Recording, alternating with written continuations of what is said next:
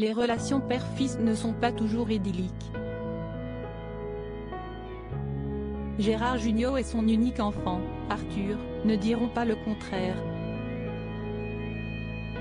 Alors que ce dernier célèbre ce vendredi 2 décembre ses 42 ans, revenons sur le lien qu'entretiennent aujourd'hui les deux acteurs. Né en 1980, celui qui est devenu le mari de Flavie Péan en juin dernier s'est bâti une solide carrière, au cinéma, à la télévision et au théâtre, dès ses jeunes années. Désormais très proches, père et fils ont traversé des périodes compliquées, notamment en raison de la séparation, en 1985, de Gérard Jugnot et Cécile Magnan. Quand Arthur était petit, c'était compliqué, voire conflictuel, avait expliqué la vedette des choristes à Téléstar en 2017. Sans doute parce que je me suis séparée de sa mère. Et puis j'étais très auto-centrée sur mon métier. Aujourd'hui, on a une complicité très forte que je n'ai d'ailleurs jamais eue avec mon propre père, avait-il aussi révélé. Costumière et décoratrice dans le monde du cinéma et du théâtre, Cécile Magnan et son ex-mari avaient continué à collaborer sur des tournages après leur rupture. L'acteur aux 121 films avait finalement retrouvé l'amour auprès de Saïda Jawad, en 2003. Une histoire qui dura jusqu'en 2014.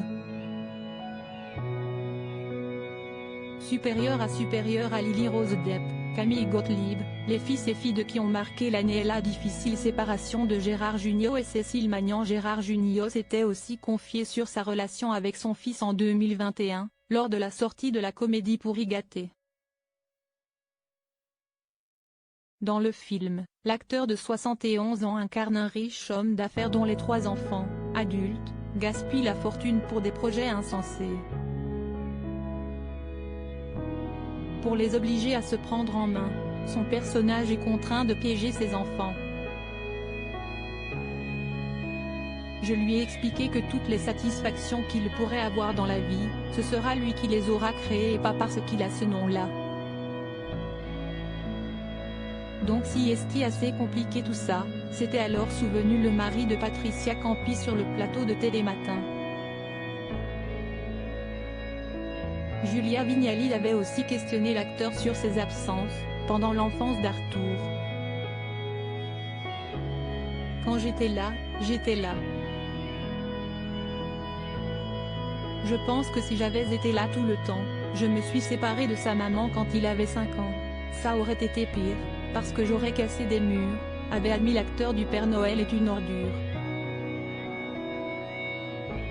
Aujourd'hui, père et fils partagent toutefois une complicité rare, du fait de leur passion commune pour le cinéma, l'humour et la mise en scène.